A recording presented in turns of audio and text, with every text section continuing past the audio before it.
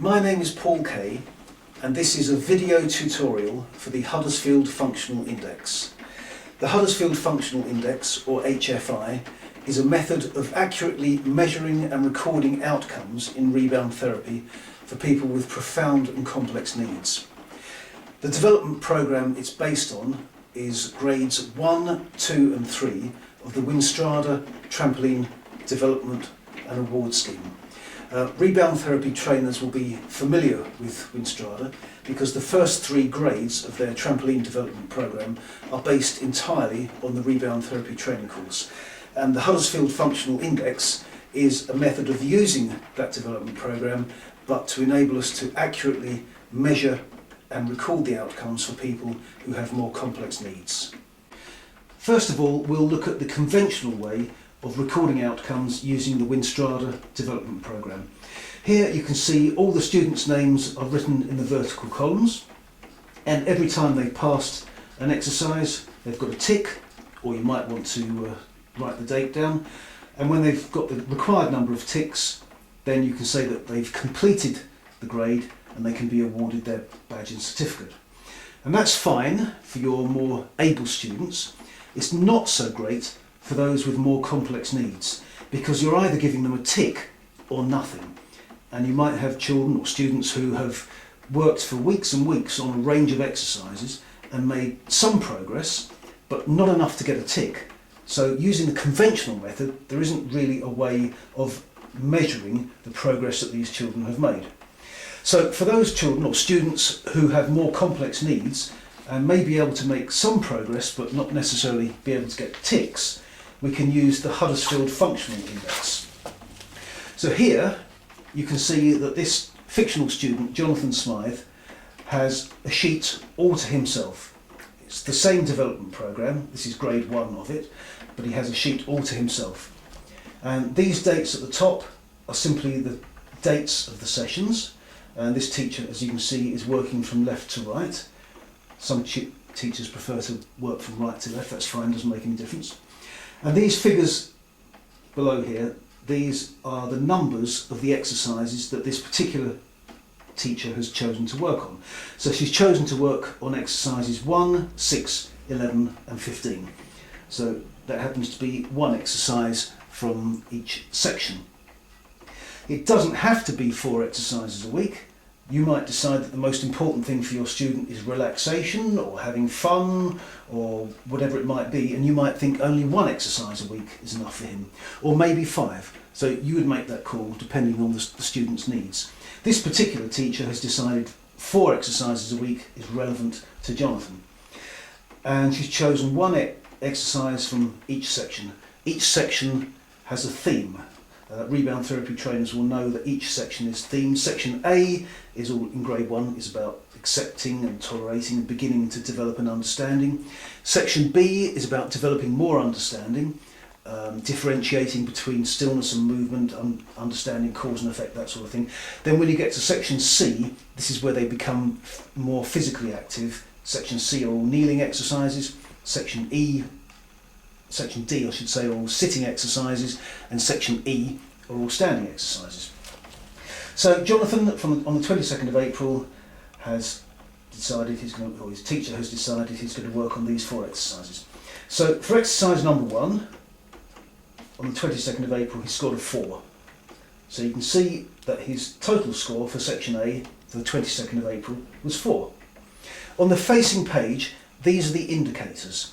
This is how we get to give him the score, how we know what score to give him. I'll come back to that. I'll give you a quick overall view of it, and then we'll come back to the indicators, the scores. So if we turn the page, you can see for exercise number 6, he scored a 3. So his total score for section B is 3. For exercise number 11 on section C, he scored a 1 again, so his total score for section C on the 22nd of April is 1. We turn the page again. Exercise number 15, he scored a 4. So his total is 4. And if you turn the page again, you'll see that the teacher has drawn a line right through the page. And she's written, he's unable to attempt standing.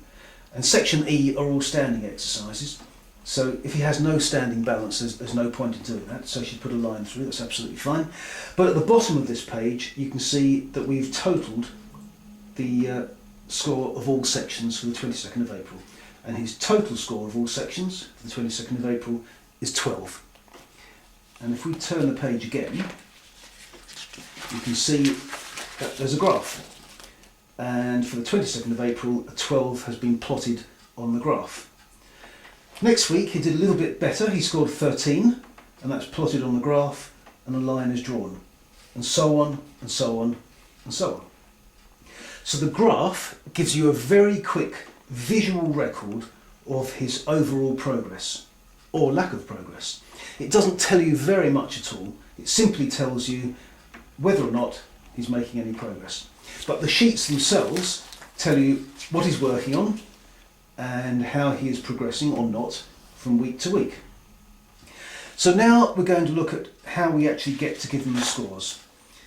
So if we find an exercise that's quite simple to explain, exercise 20 on grade 1, sitting position, swimming arm movements to initiate bounce. So 0 is no interest whatsoever, or refuses, or is completely unable to do the exercise even with assistance. And 4 is equivalent to a tick, can independently complete the exercise. So you can see we've got 3 scores between these 2 parameters that enable you to measure and record progress.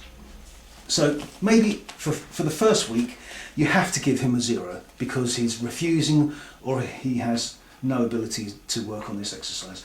So you give him a 0. And the description here is makes no attempt to initiate movement. Refuses or is unable to make any attempt to initiate movement, even when given full support and assistance by carers. So you have to give them a 0. So next week, whether I'm running the session or whether you are running the session or somebody else is covering for me, it doesn't matter, we can clearly see what our target is next week.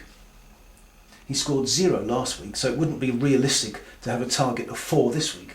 So a target this week would be to try and get him up to a 1. And the description for 1 is will allow carers to assist. With full support of carers, will occasionally attempt to initiate some movement. Nothing like a tick, but it has enabled you to measure and record a little bit of progress. So obviously next week we're going to try and get him a stage further. We're going to try and get him a score of 2. And the score, or the description for a score of 2 is makes a recognisable attempt. With minimal support from carers, will make a recognisable attempt to initiate some movement by swinging arms. Again, nothing like a tick, but now you've been able to measure and record progress from 0 through 1 to 2. And he may never get any further than that, and that's fine. Then you can move on. Obviously we'll try and get him up to a 3 if we possibly could. Ultimately you try and get him up to a score of 4, which is equivalent to a tick, can independently complete the exercise. But he may never get any further than 2, but even if he doesn't, you have been able to measure and record progress, which you wouldn't be able to do in the conventional manner of using the tick system. So a couple of other things to point out to you. Let's have a look at, let's see, we'll find an exercise on page 20, here's a good one, page 24 on this particular issue. Exercise number 11, he started on the 22nd of April and he scored a 1. The following week he didn't make any progress, he scored a 1 again, and then he started to get better. He scored a 2 and then a 3 and then a 4 for 3 consecutive weeks. So the teacher has made the decision, he's now fully able to do that exercise, draw a line, we're going to move on. And the logical exercise to do next is the next one on the list, because every exercise is a progression for something else. So he completed exercise number 11, which is enjoys being bounced in hands and knees position. So the logical exercise now to do is number 12, which is initiates bouncing in hands and knees position. And he started that on the 10th of June, and his score for the 10th of June was a 1. So his total score for section C for the 10th of June is a 5. He keeps the score for the exercise he's finished with. The line indicates that he's finished with that, but he still keeps the score. So whatever the score was before the line, he keeps it. You add it together. So 4 plus 1 equals 5. He has to keep that score, because if he didn't, the graph would show progress as a drop. So this is quite an interesting example, because for this exercise, number 12, he scored a 1 the first week he tried it, and then a 2, made a bit of progress the second week, and then he scored a 2 again, and a 2 again, and 2 again, and he didn't make any further progress. And the teacher has decided maybe that's as far as he can get with it for the time being. We don't want him getting bored, move on. So she's drawn a line, and she's introduced the next exercise, exercise number 13, which he started on the 15th of July, and he scored a 1. So his total score for section C for the 15th of July is 7. 1 for the exercise he's just done, 2 for the one he finished with last week, and 4 for the exercise that he finished a few weeks ago. So his total score is 7. Now, later on in the book, you've got the record sheets and the indicators face to face, and it's a good idea to photocopy out of the book. It's okay to photocopy out of the book. No one's going to chase you and say you're infringing copyright. Every Rebound Therapy trainer receives one of these books on the course, or you can get them from the Rebound Therapy office. But once you own one, you have the right to photocopy it, because by photocopying it, if you've got an A3 photocopier, great. If not, 2 A4 copies and sellotape them together, because that makes it so quick and simple to record the outcomes. You can have that on the end of the trampoline, and you can say, right, he's working on exercise number 23, what was that worth? Oh, that's worth a 2. So you can see what he did last week, you can see what his objective is for this week, and you're keeping your records up to date. So the record sheets can be photocopied out of the book. Also the blank drafts in here as well that you can photocopy. Here we are. And you can award badges and certificates to your students for the attainment of each grade. You don't get them from Rebound Therapy, you can get them direct from Winstrada, the people that produce the trampoline and gymnastic development programme. Something else just to point out to you as a matter of interest, if we go back to where we started, it doesn't matter how able or unable your students are, each has an equal opportunity to complete a grade and still get their badge and certificate. And you might think, well, how can somebody who spends most of their time in a wheelchair have as much opportunity as someone who's physically able? How come the physically able person doesn't have any advantage over the non-ambulant student? It's because of the way you measure and record the outcomes. With your able student, you're using the tick system. So they have to do the whole exercise and get the required number of ticks. As you can see here, it says at least 2 passes, ticks, or you might write the date, at least 2 passes from at least 4 of the 5 sections. Or, to accurately measure outcomes for Rebound Therapy, this scheme can be used with the Huddersfield Functional Index. A minimum HFI score of 32 is recommended to complete the grade. So even if your student has profound and complex needs and can only get 1s and maybe the odd 2, or maybe the odd 3 here and there, they will eventually do a broad enough range of exercises at low level to be able to score a 32, get a score of 32. Whereas your more able students, they don't have to get so many ticks, but they're completing an exercise. So everybody has an equal opportunity to complete the grade and be awarded their badge and certificate. And that is the Huddersfield Functional Index, or HFI for short, a method of accurately measuring and recording outcomes in rebound therapy for people with profound and complex needs, using grades 1, 2 and 3 of the Winstrada Trampoline Development and Award Programme.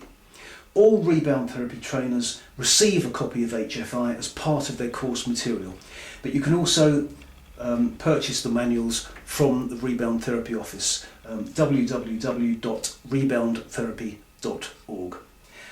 Thank you for watching. I hope you found it useful.